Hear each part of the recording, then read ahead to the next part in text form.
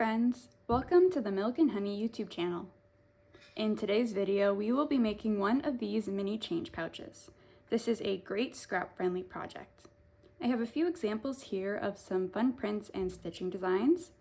These are great for holding change or cards or headphones. Plus they are fully lined, so you don't have to worry about losing anything on the inside of your pouch. You can see here it can fit a credit card or a membership card. And it has this nice little loop on the side, which is perfect if you have a keychain that you want to attach it to. So it's easier for you to take it with you places. Finished, the pouch measures 4 3/4 inches wide by 3.5 inches tall. If you'd like to make one for yourself, you can keep watching this video. I'll have all the measurements down below, or you can check out my Etsy shop for the written instructions. Let's get started.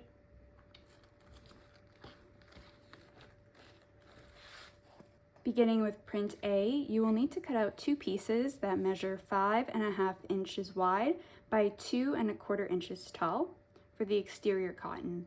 If you're using a directional fabric, please make sure that it's running vertical this way, so just make sure to watch out for that. Next, you will need to cut 1 piece that measures 2.5 inches wide by 2 inches tall, and this will be for the keyring tab. Next, you will need to cut out 1 piece measuring the width of your zipper.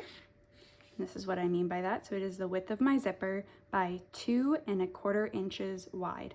This is the zipper tab. For fabric B, you will need to cut out 2 pieces that measure 5.5 inches wide by 2 1/4 inches tall. I'm using faux leather, but you can use vinyl or quilting cotton. Just note that if you plan to use a quilting cotton, you will also need to cut out additional fusible fleece to reinforce the cotton pieces, as this is going to be on the bottom of the pouch. From print C, you're going to need to cut out 2 pieces that measure 5.5 inches wide by 4 inches tall, and this is going to be the lining fabric.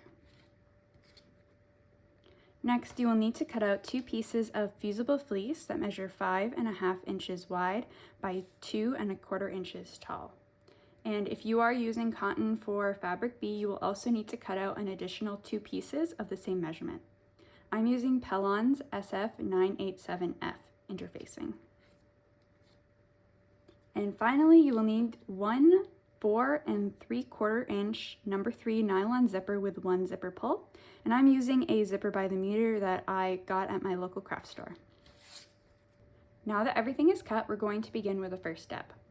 We're going to take our 2 print A and fusible pieces that measure 5.5 by 2 1/4, and we're going to lay them out so that the wrong side of fabric A faces the glue side of the fusible fleece. We're going to take this to our iron and we're going to fuse them together. If you're using cotton fabric for print B, now is when you should also fuse those together with the other pieces of fusible.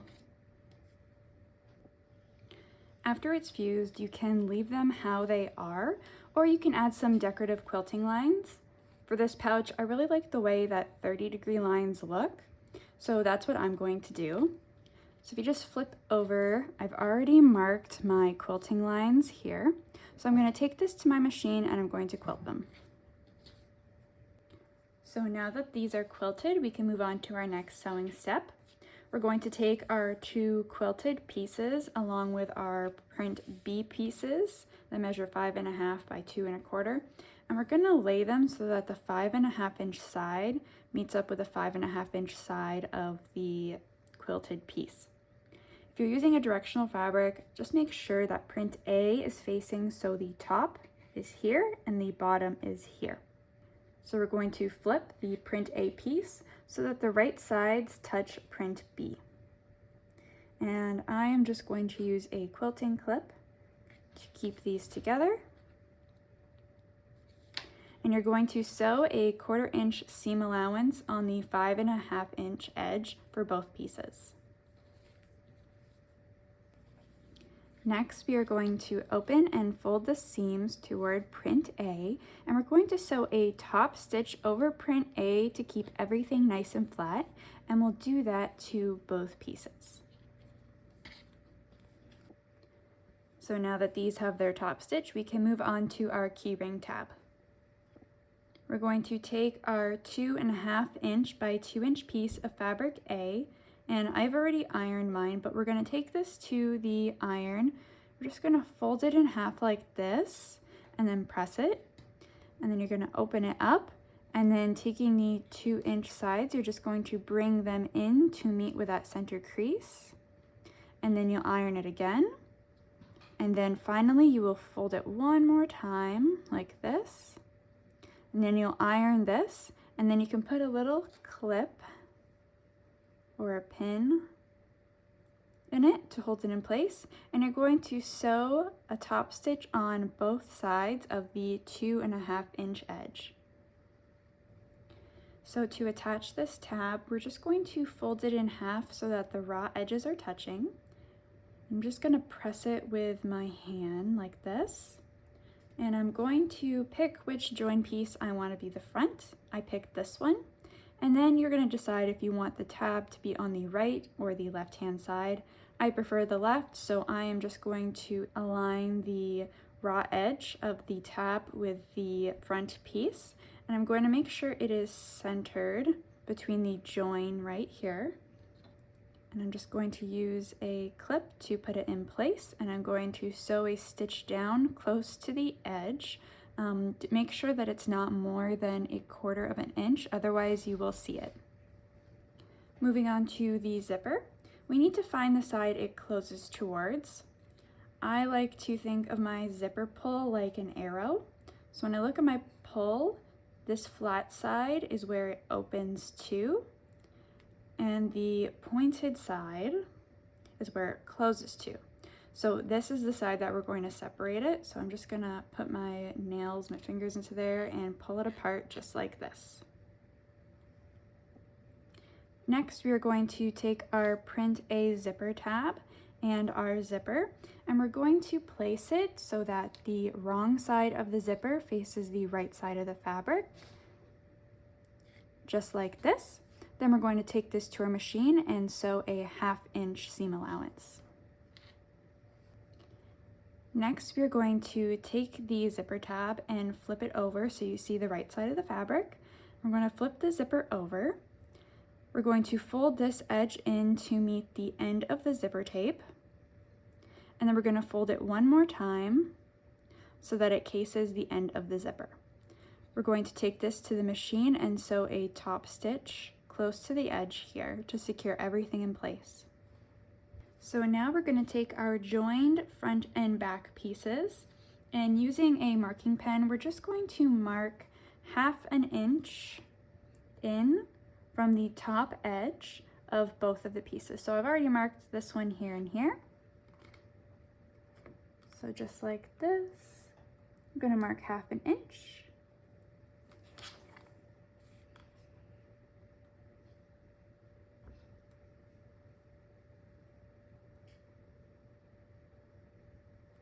Just like that. This is going to help us when we center our zipper. So now we can start with attaching our zipper. So we're going to put one of these pieces to the side. So we're going to center our zipper by flipping it over. And as you can see, the zipper is longer than the lines that we created here. And that's because we're going to curve this side of the zipper.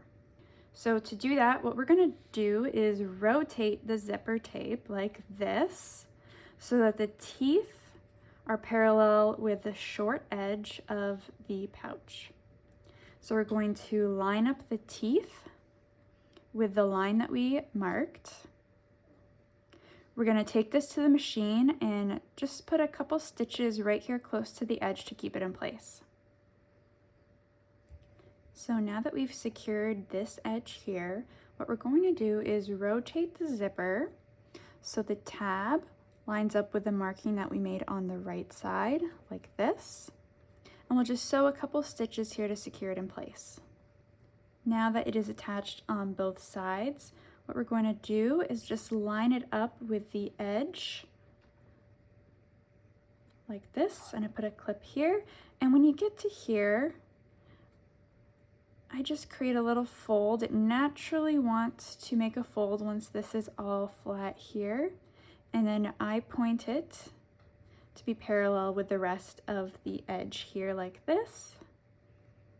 And then you're going to take this to your machine and you're going to sew a 1/4 inch seam allowance to keep it in place. So now that it is attached, we can take our piece of fabric C lining and we're going to align it with the top with right sides facing. And I'm going to put a couple of my clips here. And you're going to sew across the top using a 1/4 inch seam. Now that it is attached, we're going to open it up like this and flip it over so that the wrong sides are touching each other like this. And then you're going to press this seam here with your iron. Be careful to use the proper protection for the faux vinyl. Depending on what yours is made of, it can actually melt, so be extra cautious at this step. So now that it is pressed, you're going to take your remaining joined piece and you're going to align it with the top edge of the zipper like this to help you see which side you need to put the curve on. So I'm just going to rotate this and you're going to repeat the same steps as before. You're going to open the zipper and you're going to flip it over so that the right sides are facing. You're going to rotate it so the teeth of the zipper match up with the line that you drew. I'm just gonna clip this again, and then you're gonna do your stitches here. Then again back here, you'll put your stitches, and then your stitches here and across to sew, and sew to secure it. So now that it is secure, just like before, we're going to take our lining piece with right sides together and place it to match up with the seam we just sewed, and we're going to sew over it again to attach it. Now again, we are going to open it up so that the wrong sides of the fabric are facing each other. We're going to press our seam here, and then we're going to take this back to the sewing machine and we're going to sew a top stitch on both sides of the zipper. So now that our top stitching is done, we're just going to open up our zipper about halfway or more so we can turn it inside out later. Then we're going to bring the two exterior pieces together with right sides facing. We're just going to line it up, put some quilting clips in it. Make sure that when you are lining these up that the seams here are matched up. And also when you get to here, make sure that these line up as well and that the zipper is facing the lining fabric like this right here. So the zipper is facing the lining fabric and that these seams are matching. So just like this. A clip right here on this side, and again on this side, making sure they match up. And if you'd like, you can go in first and sew right here and here, here and here, just a couple stitches to secure it in place, and then go around, or you can just start going around. So to sew this together, what you're going to do is you're going to start by sewing inward on your machine like this. And you're going to sew in your seam allowance, which is a 1/4 inch. Then you're going to sew around the entire perimeter. And then once you get to about here, you're going to want to leave about 2.5 to 3 inches to turn it inside out. You will pivot and sew to the end. So what this will do is create two little seams here and here, which will reinforce the bag when you turn it inside out, so these won't come undone. So I am going to stitch around the perimeter and we'll be right back. So now that it's sewn all the way around, you can see here how I sewed down and around. So now we're going to clip our corners so we can turn it inside out. And I've already done it here and here. So we're just going to cut on an angle, making sure that we're not snipping any of the seams that we just sewed. Just like that. So now we're going to turn it inside out using the hole. I'm just going to start by getting all the lining through. And this is why it was important to keep that zipper open. Okay, so we got the lining. And don't pull anything, you go nice and slow. Just gonna push this through.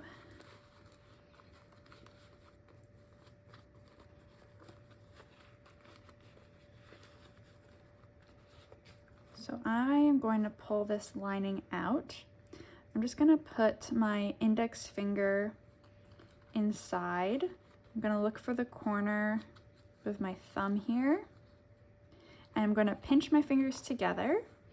I'm just gonna push out my corners. You're gonna wanna do it very carefully so you don't push all the way through. Again here, okay, so I found my corner and I'm going to push it through. And then again with the lining, this side.